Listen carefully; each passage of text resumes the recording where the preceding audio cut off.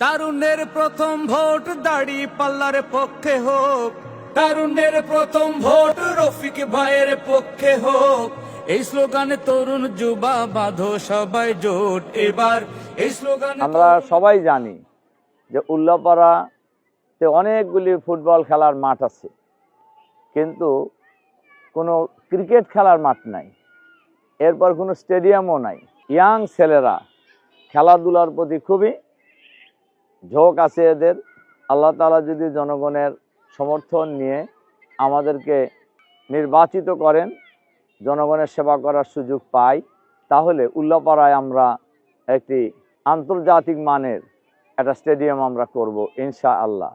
এর পাশাপাশি আপনার ক্রিকেট মাঠ, এরপরে ক্রিকেট একাডেমি, ফুটবল একাডেমি সহ অন্যান্য খেলার প্রশিক্ষণের জন্য আমরা কার্যকরী উদ্যোগ গ্রহণ করব এবং বাস্তব ভিত্তিক উদ্যোগ আমরা নিব ইনশাআল্লাহ।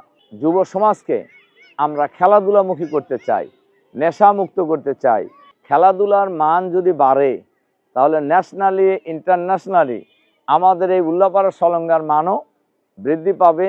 অবাক হবেন, খুশি হবেন যে আমার এই 2 দিন আগে আমার বড়হর ইউনিয়নের কালীগঞ্জে একটা ভলিবল টুর্নামেন্ট ছিল।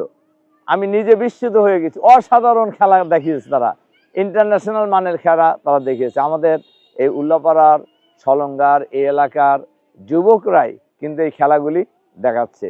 আমরা যে উদ্যোগ নেওয়ার চিন্তা করছি, এটা যদি আমরা করতে পারি, তাহলে আমাদের যুব সমাজ খেলার প্রতি আকৃষ্ট হবে এবং এতে দেশে ন্যাশনালি এবং ইন্টারন্যাশনালি আমাদের খেলোয়াড়দের মান যেমন বৃদ্ধি পাবে, সাথে সাথে উল্লাপাড়ার মানও, দেশের মান বৃদ্ধি পাবে, উল্লাপাড়ার মানও বৃদ্ধি পাবে।